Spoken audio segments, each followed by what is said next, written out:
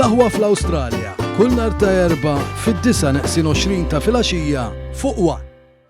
Il-grupp Kazan Zammit, permezz tal-kumpanija tal-inġinerija tagħha mekanika, nieda l-ewwel ultra fast charging station f'pajjiżna fis-Central Business District fl-Imrieħel waqt li bosta oħrajn mistennija jkunu disponibbli madwar il-pajjiż dalwaqt. Dan tħabbar waqt attività fix-showroom ta' Kazan Zammit fl-Imrieħel stess. Il-grupp qal li dawn il-fast charging stations fejn se jkunu jistgħu jitqabdu 4 vetturi f'daqqa kull ħin huma parti mill-impenn tal-kumpanija li tgħin fil-qalba ambjentali tal-pajjiż u tħeġġeġ biex aktar persuni jaqilbu għal vettura elettrika.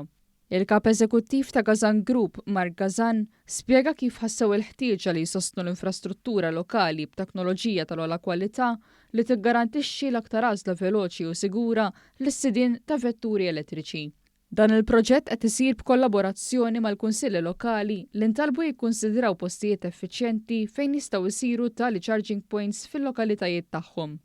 Ingħad li s'issa diġà ġew approvati l fuq minn 300 sit. Preżenti għal din it-tnedija kien hemm il-Ministru għat-Trasport, l-Infrastruttura u x-Xogħlijiet Pubbliċi Chris Bonitz li qal kif dan l-investiment se jħalli l-frott u flimkien mal-grant ta' 15 miljun euro mill-Gvern din is-sena għal min jixtri karozza elettrika għandu jħeġġeġ iżjed lill-pubbliku u lill-privat jagħmlu l-pass f'din il-qalba ambjentali. L-investiment jidħol pari passu mal-viżjoni tal-Gvern li ovvjament it-trasport jiġi iktar nadif. U trasport jiġi iktar nadif billi konna iktar karozzi li huma jaħdmu bl-elettriku fit-triq u fil-fatt qegħdin mixjin tajjeb fuq it-targets li għandna mal-Unjoni Ewropea li konna 5600 karozza fit-triq fi żmien 4 snin bil-fondi wkoll li qegħdin noħorġu bl-iskemi li qegħdin nagħmlu, ma wkoll irid ikollna l-infrastruttura li biha tkun tista' tiċċarġa din dawn il-karozzi. Sa dan it-tant fl-istess attività tal-grupp Kazan Zammit Motors tħabbret il-kollaborazzjoni mal-kumpanija ta' trasport tal-passiġġieri Bolt fl-introduzzjoni f'pajjiżna tal-mudell E6 tal-vetturi BID